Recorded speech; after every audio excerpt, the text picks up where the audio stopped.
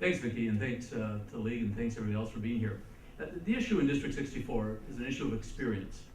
The state faces a $5.77 billion deficit, and as the chairman of the Senate Finance Committee, I think I'm one of the few people in state government who has a sense of the totality of the state budget, where we go, where we need to go, and how we're going to get out of this mess.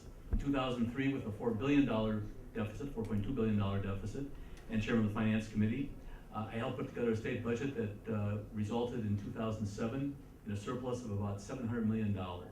So I have the ability to try to get us out of where we are. And I compare it to possibly a situation, and Mr. Hernandez will talk to you about the fact that I've been in office for quite a while, and I'm someone who has been around for a little bit. But many people were enthused about the Minnesota Twins until they lost. Jim Thome had been a professional ball player for 20 years. He had 25 home runs for the Twins. If Ron Gardenhire at the start of the season had said, look, we're not going to have Thome, he's been around for too long, we're going to take the person out of single A ball who can't hit the major league fastball, the major league curveball, and put that person in the starting lineup, it would have been a different team.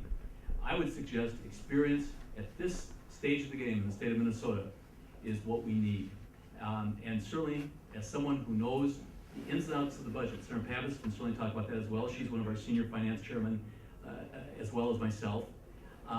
We have a situation that's going to call for some grown-up leadership in the state of Minnesota.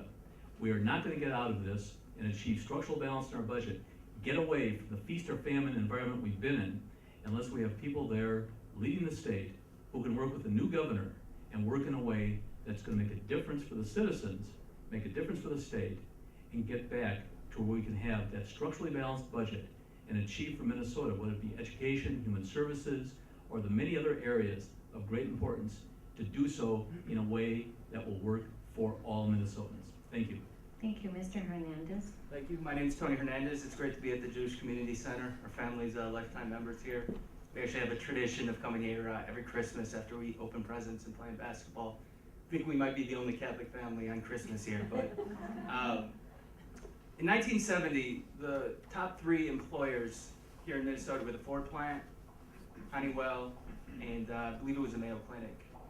Currently, in the year 2010, the top 3 employers are the state of Minnesota, the federal government. I think Mayo Clinic is still up there. And I'm here to say that that's unsustainable. We're exporting our talent. I have multiple friends right now that are working overseas in places that have freer markets and more economic opportunities, like India, China, Singapore, places in Europe. I've gone to nearly 10,000 doorsteps here talking with the voters of St. Paul. And I don't discriminate amongst party. I got endorsed by the Republican Party, but I'm born and raised in St. Paul. Come from a large family. I'm the oldest of 7. A lot of my family are active in the Democratic Party. My brother actually works for Attorney General Lori Swanson. My brother Zach works in the SWIFT department. And first and foremost, I believe this new era that we're walking into, we need leaders that are going to bypass divisive and petty politics, talking about things that are wrong with the other person or wrong with the other idea. And we need to start communicating and working together, because we're facing some major challenges as a state, as Senator Cohen announced. A $5.8 billion shortfall at least. It's going to take some tough decisions. And quite frankly, I feel that Senator Cohen's 30 years of experience here in the state legislature, he's too entrenched to make the tough decisions that are going to need to be made in order to get this economy back on track, get the budget balanced once again. Because I'm not running for a popularity contest. This is a 2-year term coming up, and I'm ready to make the tough decisions that are going to get the Minnesota economy back on track and get people from St. Paul working again. So thank you.